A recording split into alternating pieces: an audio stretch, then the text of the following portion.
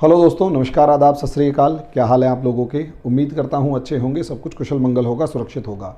दोस्तों, विश्व राजनीति के पटल पर अगर आप इंटरनेशनल पॉलिटिक्स देखते हैं तो इस इंटरनेशनल पॉलिटिक्स के प्लेटफॉर्म पर कौन कहाँ कौन सी किस तरीके की चाल चल रहा है, ये अगर आप देखते हैं तो आपको एक अलग ही तरीके की रोमांच होगा कि असलियत में कितना ज़्यादा दिमाग लगाते हैं ये लोग और पूरी दुनिया को किस तरीके से अपनी उंगलियों पर नचाते हैं। आम आदमी के बस का तो होता ही नहीं है उस लेवल पर समझ पाना कि असलियत में हो क्या रहा है। दोस्तों, यहाँ पर मेरा जो आपने थंबनेल के अंदर देखा कि अमेरिका की किस चाल से बटी इस्लामिक दुनिया, उसके ऊपर मैं आप लोगों को थोड़े से वीडियोस वगैरह या थोड़ा सा एक कंसेप्ट दिखाना चाहता हूँ। अगर आप मोटे तौर पर इस्लामिक वर्ल्ड की बात करते हैं तो यहाँ ये अप्रॉक्सीमेट, ये जो मोटे तौर पर ये जो पर्टिकुलर देश हैं, ये सारे के सारे आपको इस्लामिक कंट्रीज़ नज़र आएंगे और ये पूरे का पूरा ये जो रीजन है ये इस्लामिक कंट्रीज़ का इस तरीके से है। यहाँ बांग्लादेश एक इस्लामिक है, इधर से मलेशिया इस्लामिक है और इंडोनेशिया ये इस्लामिक है। तो एक बड़ा सेक्शन, मैंने आपको बार बार बताया कि OIC, Organisation of Islamic Cooperation को अगर आप देखेंगे तो यहाँ पर 57 कंट्रीज़ मौजूद हैं और इन 57 कंट्रीज़ के अंदर अगर मोटे तौर पर देखा जाए, इन 57 कंट्रीज़ के अंदर लगभग 3 तरीके के या जितनी भी तरीके के ग्रुप्स यहाँ मौजूद हैं उनमें से मेजॉरिटी सेक्शन जो है वो 3 कंट्रीज़, एक तो या तो वो शिया हैं जिनका लीडर ईरान है और दूसरा सुन्नी है जिनका लीडर जो है वो सऊदी अरेबिया बना रहता है। और अब इस सऊदी अरेबिया के इस लीडरशिप को टर्की जो है वो खुले तौर पर चैलेंज कर रहा है।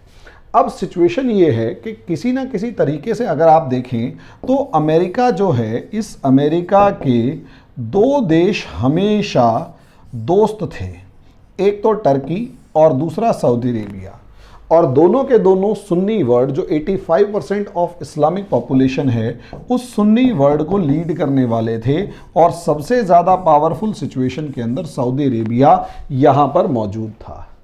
अब ऐसे में चाइना जो है वो डोमिनेट कर रहा है, चाइना जो है वो ताकतवर होता जा रहा है और अमेरिका ने हमेशा ईरान को अपना दुश्मन बनाए रखा और ईरान की दुश्मनी सऊदी अरेबिया से भी बनाई रखी और ईरान की दुश्मनी यहाँ तक कि दुनिया के मतलब सभी मेजॉरिटी ऑफ इस्लामिक वर्ल्ड से बनाई रखी, जिसके अंदर शिया वर्सेस सुन्नी पूरी दुनिया को दिखाया गया। लेकिन असलियत में शिया वर्सेस सुन्नी नहीं, पूरे इस्लामिक वर्ल्ड के ऊपर अपना डोमिनेंस सऊदी अरेबिया और टर्की, मेनली सऊदी अरेबिया के थ्रू इस्टेब्लिश किए रखा, टर्की को सेक्युलर फॉर्म में और सऊदी अरेबिया को एक रेडिकल इस्लाम की फॉर्म में आगे प्रोजेक्ट किए रखा और इन सबका दुश्मन हमेशा ईरान को बनाए रखा।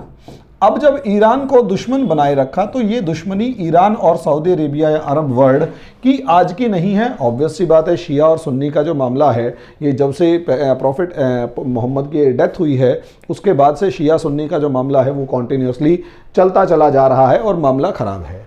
उसके अंदर लीडरशिप अगर ईरान के हाथ में है तो ईरान हमेशा से सऊदी अरेबिया के लिए थ्रेट था और अमेरिका चाहता था कि ईरान की थ्रेट सऊदी अरेबिया के लिए हमेशा बनी रहे।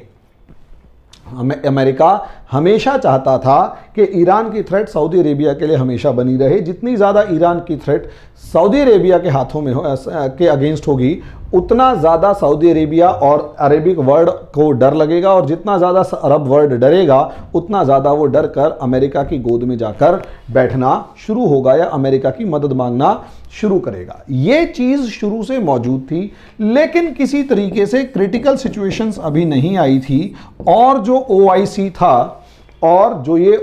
था उसके अंदर सारे के सारे जो इस्लामिक कंट्रीज़ हैं उनको एक प्लेटफॉर्म पर लाकर डील करने की पूरी कोशिश की जाती थी और किसी डोमिनेंस के अंदर भी या किसी भी रीज़न से कहो ईरान भी इसका एक पार्ट था। यहाँ सबसे ज़्यादा इम्पॉर्टेंट जो कंट्री हमेशा सऊदी अरेबिया के साथ खड़ी रही वो पाकिस्तान थी और पाकिस्तान का साथ कश्मीर इशू के मामले में भी ये OIC कमोबेश देता रहता था और अमेरिका इस पूरे OIC को अपने इंटरेस्ट के अकॉर्डिंग यूज़ करता रहता था। जब से राइज ऑफ चाइना हुआ, चाइना का राइज हुआ, चाइना के राइज के साथ साथ चाइना के पास पैसा इकट्ठा हुआ तो चाइना ने सबसे पहले टारगेट किया पाकिस्तान को और पाकिस्तान को अपने कब्जे में लिया या पाकिस्तान को अपने पाले में मिलाया। अब जैसे ही पाकिस्तान इसके पाले में गया तो $400 बिलियन की डील जो है, $400 बिलियन की जो डील है, उसके अकॉर्डिंग ईरान को भी अपने पक्ष में मिला लिया गया।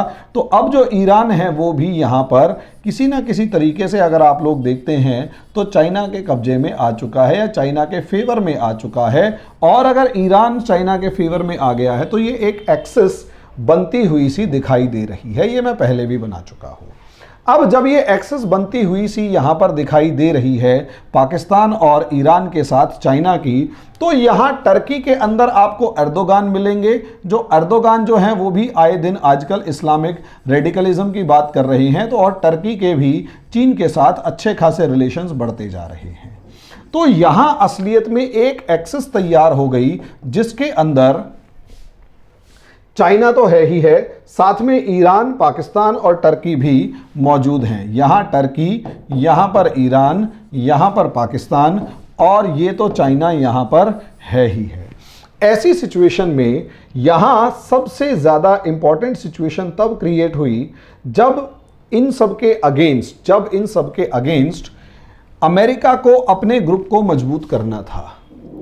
अभी ये जो अरब वर्ल्ड था या अरब लोगों की दुनिया थी, इस अरब लोगों की दुनिया को अगर देखा जाए तो अरब लोगों की दुनिया यहाँ 3 तरीके से कंफ्यूजन में थी। एक तो वो इजराइल को लेकर, दूसरे वो टर्की को लेकर, क्योंकि तुर्कों की अरबों से बहुत पुरानी दुश्मनी है, हज़ारों साल पुरानी, मतलब कम से कम 1000-1200 साल पुरानी तो है ही। और ईरान की दुश्मनी टर्की के साथ 500-600 साल पुरानी है दुश्मनी, जिसमें अरब जो सुल्तान थे या अरब जो किंग थे उनको टर्की के इस्तांबुल के अंदर बीच चौराहे पर फांसी दे दी गई। ईरान के साथ दुश्मनी इनकी शिया सुन्नी के नाम पर है। तो यानी ये अरब वर्ल्ड जो है ये कहीं ना कहीं फंसा हुआ था 3 तरफ से, इजराइल, टर्की और ईरान। अमेरिका को ये चीज़ अच्छे तरीके से समझ में आ गई कि जो टर्की है ये, और ये जो ईरान है ये, और ये जो पाकिस्तान है ये तीनों के तीनों चाइना के फेवर में जा चुके हैं। और अब जो चाइना कहेगा ये तीनों के तीनों वही करेंगे। और लगभग एक फ्रंट बना चुका है चाइना, फ्रंट बनाने में कामयाब हो चुका है चाइना। अब क्योंकि चाइना एक फ्रंट बनाने में कामयाब हो चुका है तो अरब वर्ल्ड यहां फंस गया कि अब वो तीनों तरफ से अलग थलग पड़ता हुआ नजर आ रहा है। अगर कल को लड़ाई होती है तो अमेरिका जो है वो तो अगेंस्ट है ही है, अमेरिका तो भले ही साथ हो, लेकिन यहां इजराइल से दुश्मनी निभाएं, टर्की के डोमिनेंस को कम करें या ईरान से लड़ें। लेकिन अरब वर्ल्ड की पाकिस्तान के साथ एक प्लस पॉइंट हमेशा चल रहा था, दोस्ती चल रही थी, लेकिन अमेरिका के लिए ये दोस्ती भी चैलेंजिंग थी। यहीं से सिचुएशंस बदलनी शुरू हुई और यहीं से ट्रंप की एंट्री शुरू होती है। ट्रंप ने अपने फ्रंट लाइन स्टेट इजराइल की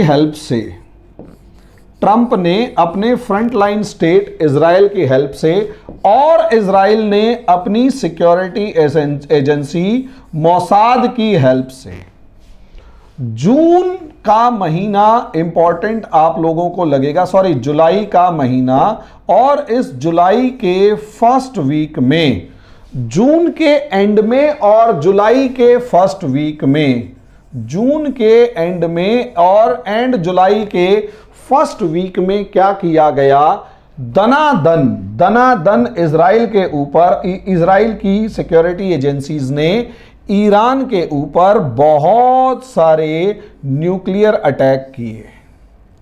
और न्यूक्लियर अटैक भी इस तरीके से किए गए कि वहां जाकर कोई हमला नहीं किया गया, बल्कि अगर आप देखेंगे कभी ईरान के जहाज उड़ा दिए गए, कभी ईरान की तेहरान के पास जो न्यूक्लियर एस्टेब्लिशमेंट है उसे उड़ा दिया गया, कभी कुछ किया गया, कभी कुछ किया गया। यानी इनकी एक्टिविटी इतनी ज्यादा थी कि वो प्रोवोकेटिव एक्शन कहा जाएगा।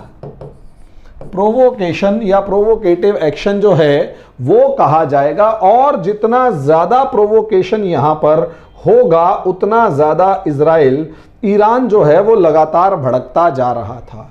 अब जैसे ही ये भड़काया गया, प्रोवोकेशन किया गया, सी होगा, ये गलत हो गया, ठीक है, प्रोवोकेशन किया गया, जैसे जैसे प्रोवोकेशन किया गया वैसे वैसे ईरान भड़का और ईरान की वजह से एक फियर ऑफ ईरान क्रिएट हुआ in Arabs, for fear of Iran in Arabs. अरब देशों के अंदर ईरान का एक फियर जो था वो क्रिएट हुआ। अब जैसे ही अरब देशों के ऊपर ईरान का फियर क्रिएट होगा, क्योंकि इंफ्यूरिएटेड ईरान है, ईरान भड़का हुआ है, ईरान गुस्से में है और ईरान अब तबाही मचाने के लिए बिल्कुल तैयार खड़ा हुआ है। उस इंफ्यूरिएटेड ईरान को, उस गुस्से में आए ईरान से बदला लेने के लिए या उस गुस्साए ईरान से डरते हुए, या यूं कहें कि एक fear of Arab Iran war शुरू हो सकता था। क्योंकि अरब ईरान वॉर इसलिए शुरू हो सकता था क्योंकि ईरान अमेरिका से तो डायरेक्ट लड़ेगा नहीं, लेकिन अमेरिका के उस एरिया में जितने भी सपोर्टर्स हैं उनको छोड़ेगा नहीं। ऐसे में अरब ईरान वॉर का जो फियर था वो डेवलप हो गया अरब्स के अंदर, और यहां ट्रंप को मौका मिल गया। यहां ट्रंप को मौका मिला इन सबको ये कहने का कि आपके पास 3 जो दुश्मन हैं, इजराइल, टर्की और ईरान, आज के दिन इनमें से एक दुश्मन को खत्म करो और उसे दोस्त बना लो। एक दुश्मन को खत्म करो और उसे दोस्त बना लो। इसकी गारंटी हम देते हैं कि फिलिस्तीन जितना अभी है उससे ज्यादा इजराइल नहीं छीनेगा। ये गारंटी कुछ दिन के लिए दी जा सकती है, या जो भी एम्बिग्यूटी है। लेकिन समस्या यहां यही है, अरब देशों को भी अपनी एक फेस सेविंग स्ट्रेटेजी चाहिए थी। लेकिन अब फेस सेविंग का मतलब यह है कि अपनी जो इज्जत है वो बचाना था कि भाई उन्होंने घुटने नहीं टेके। तो इसकी एश्योरेंस नेतन्याहू कहो या इजराइल कहो, उससे इस तरीके से आई और उसे इस तरीके से अरब वर्ल्ड में प्रोजेक्ट किया गया कि जैसे शांति स्थापित हो गई है और इजराइल ये मान चुका है कि भाई अब वो नए फिलिस्तीन के इलाकों पर कब्जा नहीं करेगा।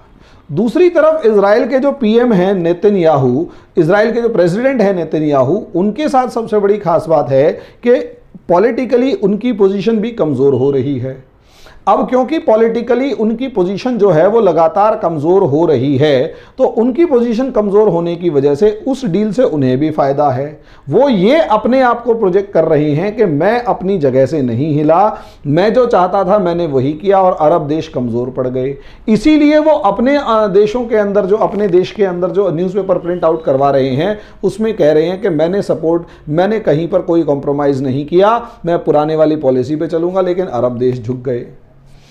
ट्रंप को यह फायदा हुआ, इस तीसरा जो खिलाड़ी ट्रंप है, ट्रंप को यह फायदा हुआ। यहां पर ट्रंप को सबसे बड़ा फायदा अपने अमेरिकन इलेक्शंस में मिलेगा, जिसके अंदर वो ये कह पाएगा कि मेरे पिछले वाले जितने भी प्रेसिडेंट थे वो ऐसी कोई डील नहीं करवा पाए, मैंने करवा दी। भाई ना तो बिल क्लिंटन करवा पाए, ना ही जॉर्ज डब्ल्यू बुश करवा पाए, ना ही बराक ओबामा करवा पाए, कोई भी नहीं करवा पाए। अब जब तीनों में से कोई नहीं करवा पाया और इसने करवा दी, तो इसका मतलब ये है कि इनकी अचीवमेंट बड़ी ज़बरदस्त है। अब जब इनकी अचीवमेंट बहुत ज़्यादा ज़बरदस्त है तो आप अंदाज़ा लगा सकते हैं कि बहुत ही गजब लेवल पर इनका मतलब एक नाम आगे बढ़ेगा और जो बाइडन पे इनको एक बढ़त मिल जाएगी। ये चीज़ इनकी बहुत ज़बरदस्त सिचुएशन को बताती है, कि बहुत ज़बरदस्त सोच को बताती है। लेकिन यहाँ एक और चीज़ जिसे दुनिया के देश कहो या कोई भी, वो एक तरीके से इग्नोर कर रहे हैं, और वो है आर्म्स इंडस्ट्री।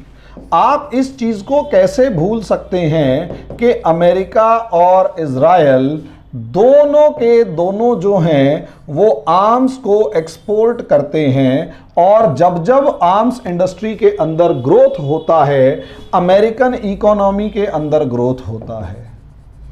अमेरिकन इकोनॉमी के अंदर ग्रोथ होता है।